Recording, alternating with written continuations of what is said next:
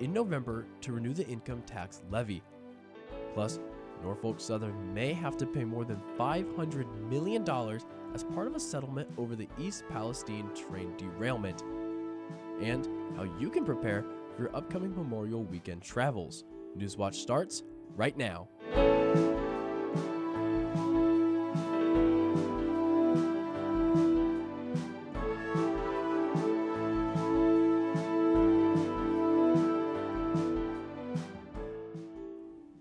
The Alexander Board of Education is putting their renewal levy back up on the ballot in November. Good evening, I'm Shane Scalfaro, and welcome to Newswatch. Voters in the Alexander local school district will have to decide if they want to renew an income tax levy that will be on November's ballot. The Board of Education approved putting the levy on the ballot for a third time during their meeting last night. Voters have already rejected renewing the levy in the previous two elections. It originally passed in 2019 by just one vote. With the levy expiring this December, the school board is working on plans if the levy does or doesn't pass. Superintendent Will Hampton says drastic changes are not currently on the horizon.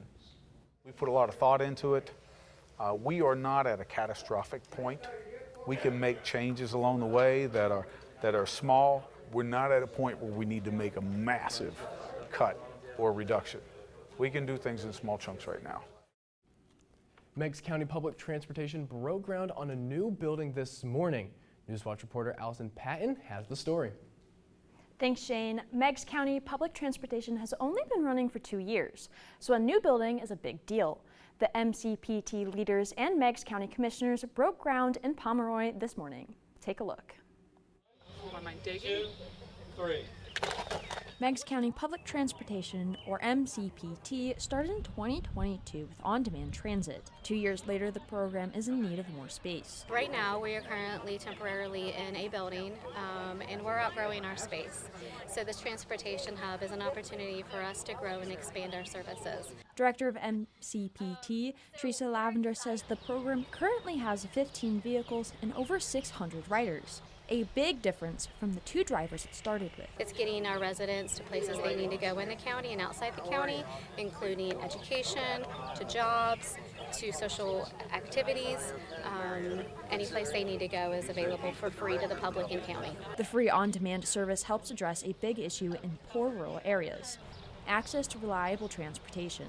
State Representative Jay Edwards congratulated the county on its transportation program, saying it's another tool for residents. It's another tool in the tool belt for the people of Meigs County to be able to expand and provide more opportunities here. The transportation hub will house dispatch services and shuttles, but it won't be finished until next summer.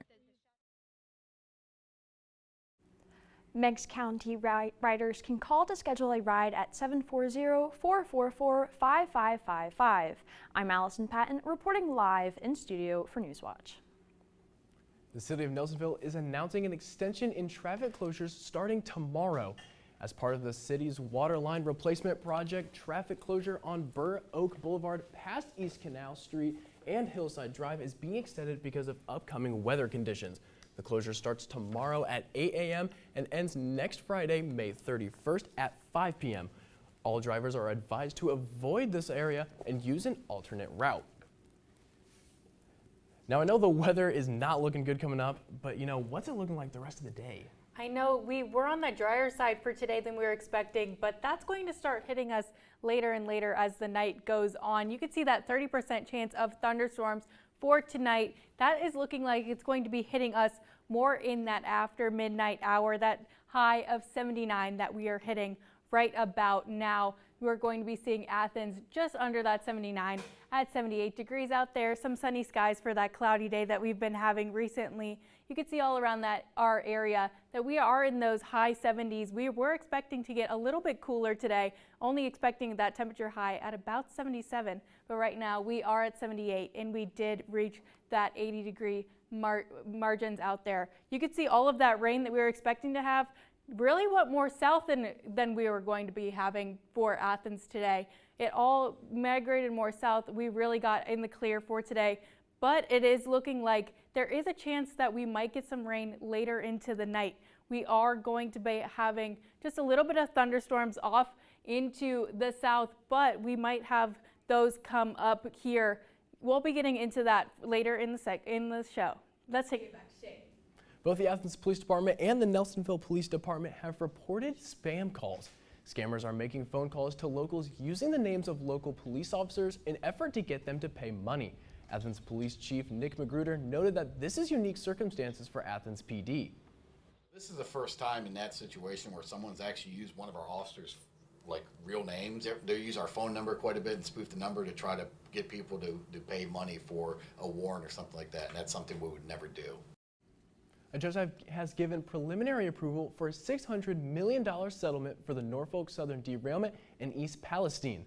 The settlement to resolve all lawsuits related to the massive train crash was proposed last month and covers thousands of residents within 60 miles of the derailment.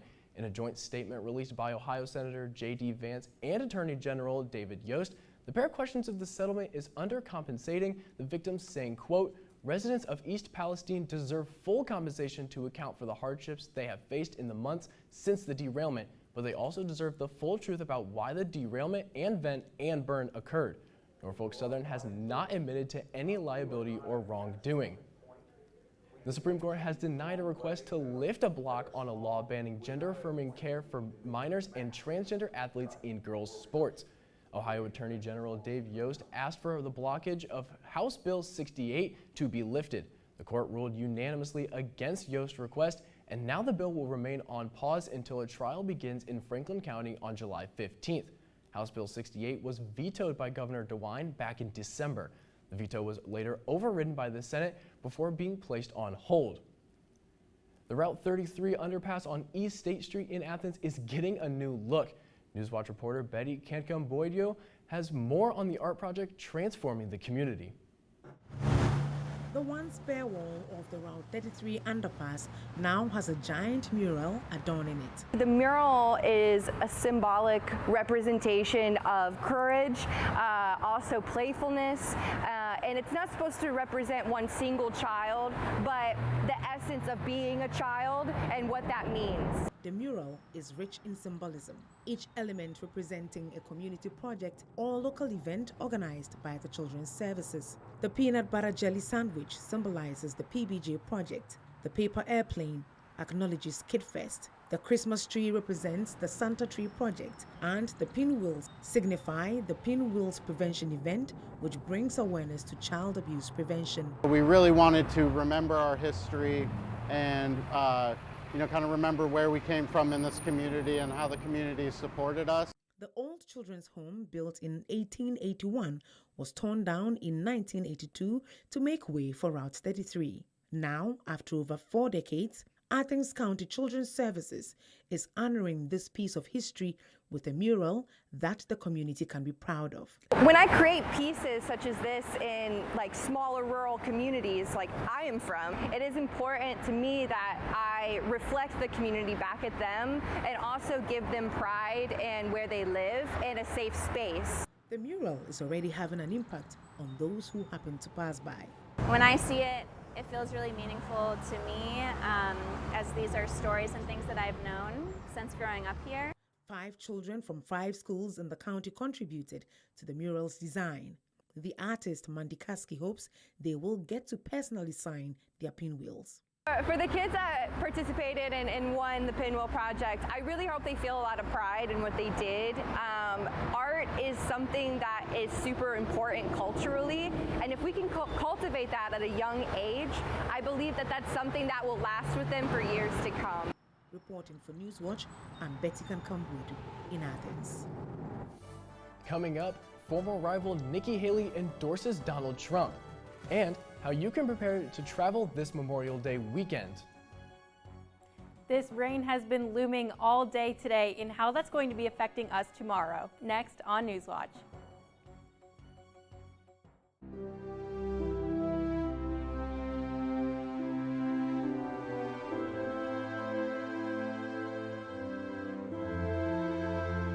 It's Elvis Presley! Elvis was a very patriotic fellow. He was more sensitive now to understanding World War II since he wasn't in it, and understanding about this story. Tonight at 10 on WOUB.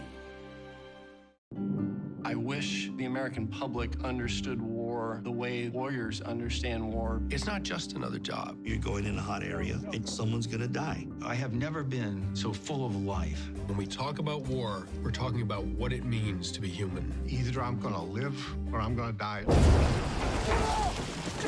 They had put me in a body bag. Thank goodness somebody unzipped it.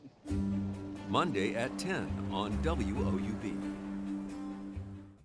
Join us for the 35th anniversary of the National Memorial Day Concert, a night to honor our troops, our veterans, and our military families. Join me, Joe Mantegna. And me, Gary Sinise. With Bryan Cranston, B.D. Wong, Jenna Malone, Mary McCormick, Gary Lovax, Ruthie Ann Miles, Jamie Johnson, Bettina Miller, and Cynthia Erivo. The National Memorial Day Concert. Sunday at 8 on WOUB. I need you to see something. So pleased to hear that. Finally, some good news. Some people spend a lifetime trying to find someone like you. This is a future we are more than happy to embrace. I've never felt a love so strong in my entire life. I promise you, this is something that they're not going to be able to ignore. We loved it.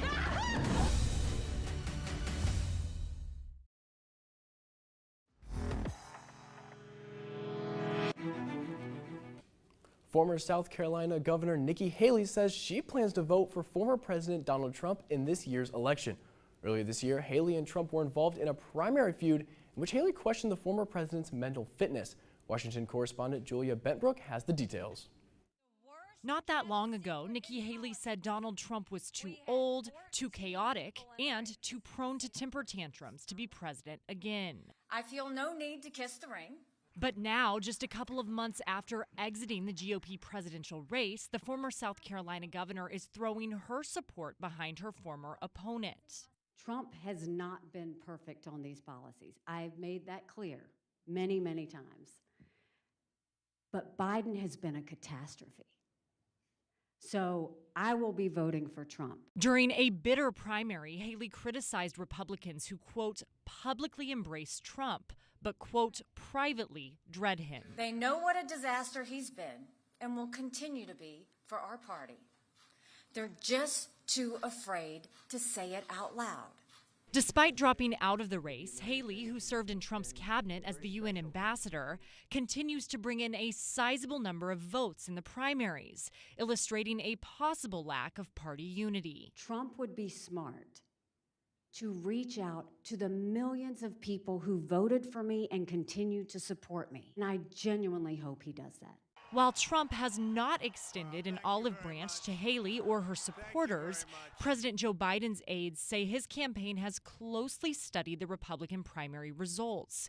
Even in deep red states such as Indiana, Haley received about 22% of the vote earlier this month. The Biden campaign has put out ads specifically targeting Haley voters, asking them to support him instead of Trump. Reporting at the White House, I'm Julia Benbrook. The Senate is investigating claims that former President Donald Trump made trade offer proposals to big oil companies. Trump allegedly asked oil executives for $1 billion in campaign contributions. In return, he would make changes in policy to benefit fossil fuel companies if reelected. The Senate Budget and Finance Committees have sent letters asking key stakeholders for more information. Those include Chevron, ExxonMobil, Occidental Petroleum, and others. News of the investigation comes just one day after Trump attended a fundraising luncheon hosted by 3 big oil executives. 2 years after the tragic Robb Elementary School shooting in Uvalde, Texas, families of the victims have reached a settlement with the city. This was one ray of sunshine in a healing process. Families of those injured and killed at Robb Elementary negotiated a $2 million settlement with the city of Uvalde, an amount that will come out of the city's insurance policy. Do you think that's fair? Of course not. But again, it's not about the money. Javier Cazares on the front lines pushing for accountability and justice. His daughter Jackie among the 21 victims. The settlement and lawsuit, another extension of that fight. Until that day, you know, how can we move forward, you know, or heal correctly? we just do our best. It's an uphill battle, and we're going to keep on going. A stipulation of the settlement included the Uvalde Police Department reaffirming their commitment to enhancing training for current and future officers. The city will also continue investing in providing mental health support for those impacted by the tragedy. We're still going to be fighting. There was still failure. Jerry Mata overwhelmed with emotion as the second year of remembrance approaches. He's hoping this lawsuit against Texas DPS and Uvalde CISD leads to monumental change. My daughter sat there, for 77 minutes crying, asking for help, Well, these guys get medals, like, I don't get that.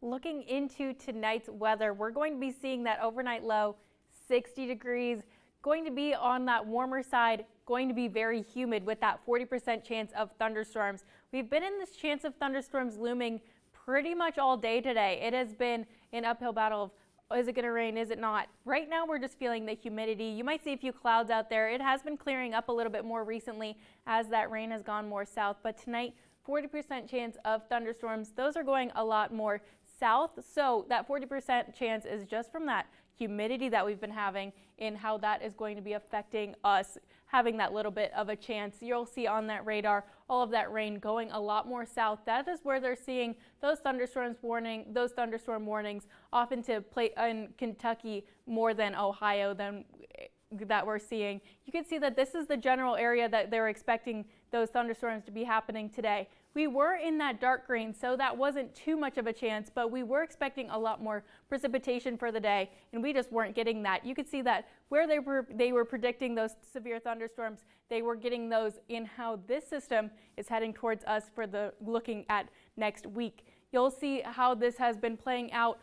This system that we've been affected by today was the same system that we were affected by yesterday in these last couple of days. It has been slowly moving, giving some rain, giving some severe thunderstorms with all of that energy that it's been having, but it really hasn't been affecting us too much for today, but it will be looking into the rest of the week. Tomorrow, only 20% chance of thunderstorms, but that doesn't mean it won't be cloudy. We're going to see those clouds. It's going to be very much like today. On that drier side, you might see some morning fog out there with all of that humidity in the air, that high of 83 and that low for tomorrow night of 61. Looking at the tomorrow morning, we'll have this high pressure system that's keeping this in the area. You can see that it's associated with that moisture. Usually that means that you're kicking the moisture out, but it's really keeping us with that rain for tomorrow morning, having us have that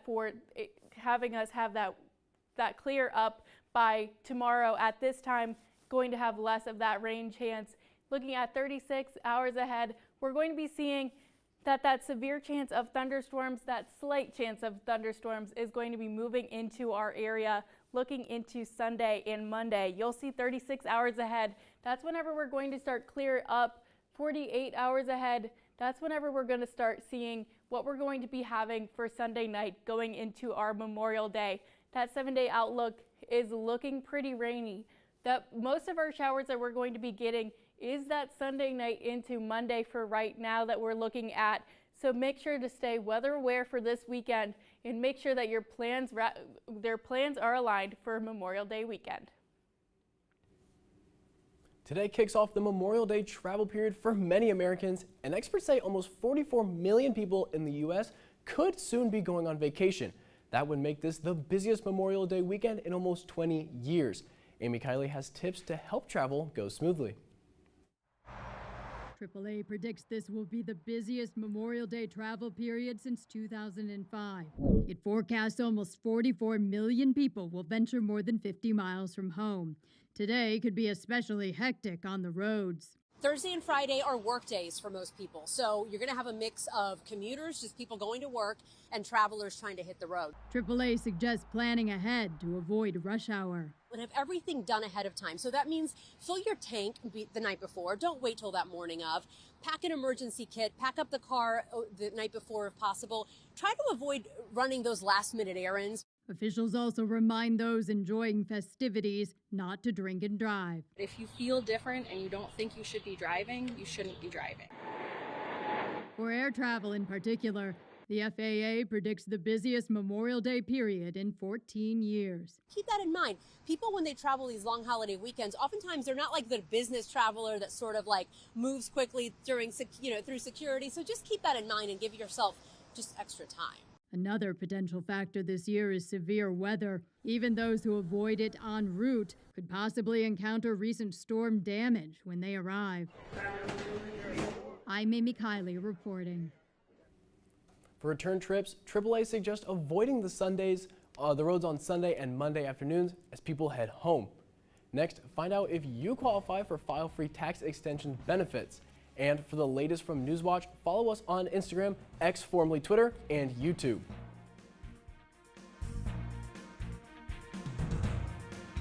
We must save our oceans, and we must also feed ourselves. Thankfully, there are people trying to do both. There's no reason why more people shouldn't have access. This kind of creative farming is extremely important. I want you to fish, but I want you to fish smart. Sustainability is to extend life, not just of the fish, but of us.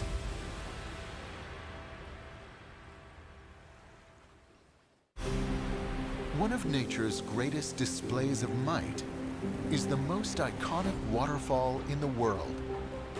It's a force that shaped the region and created a natural realm unlike any other. As you travel upriver, the modern world seems to fall away. It feels like a trip back in time. Discover the many wonders of Niagara Falls. Wednesday at 8 on WOUB. I am Professor Jasper Tempest.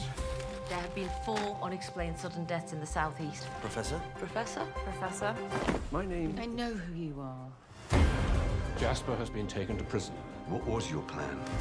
Truth and justice are not always compatible. We're just gonna let people die. There are moves afoot to cut you loose. We shall have to wait and see.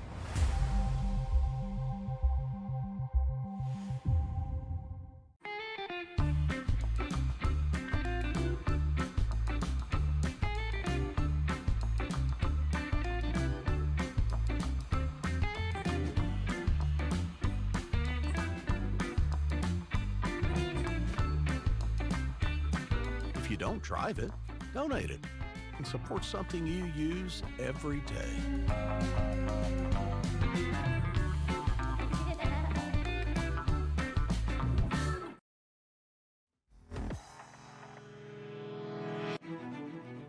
The country's biggest ticketing website and concert promoter is now facing a groundbreaking monopoly lawsuit.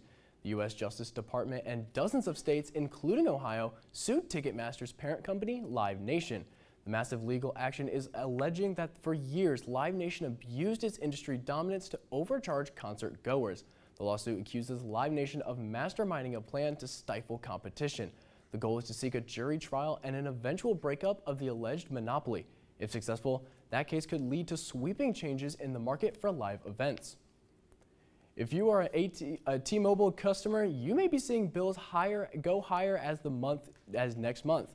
The provider is raising its prices on some of its phone plans. Some customers will see a $5 hike per phone line. Others will see a $2 increase on their bills as early as June. The company confirmed its price increase on X, saying it's, quote, adjusting prices to respond to rising costs. U.S. taxpayers will have the ability to file taxes for free over the next 5 years. The IRS is extending its free file tax program through 2029. The agenda partnered with several tax preparation companies to offer filing software free to taxpayers. This year, nearly 3 million people used the program to file returns, a 7.3% increase from last year. Anyone with an adjusted gross income of $79,000 or less is eligible, while those who made more can use the IRS's free file fileable system. Still ahead, does slow and steady win the race? But first, here's a look at what's coming up tonight on your public television station.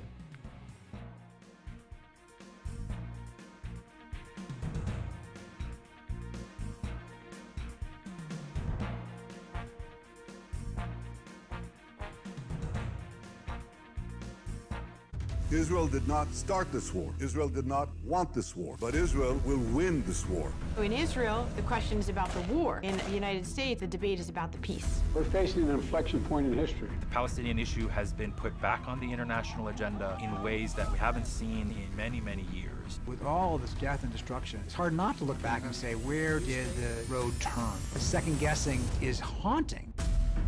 Tuesday at 10 on WOUB. The Ohio Art Corridor is a destination experience. We would like this to be the largest outdoor art gallery in the world.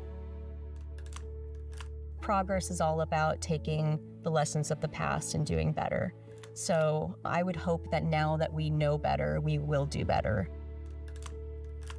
The legacy that you leave is people think of you and what touches their heart to the point that they remember. The bridge was acclaimed at the time of being an engineering marvel. We got land granted to us in Ohio. Great opportunity, let's go. How would you know you got here? It was just sheer determination and patience and just hard, back-breaking work. Monday at 9 on WOUB.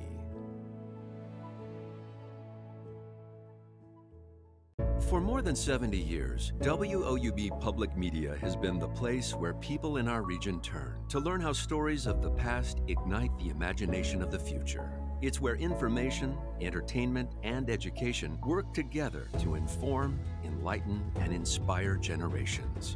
It's the place where the community gathers to hear and see our world in new and innovative ways. WOUB, the public media you trust that's worthy of your support.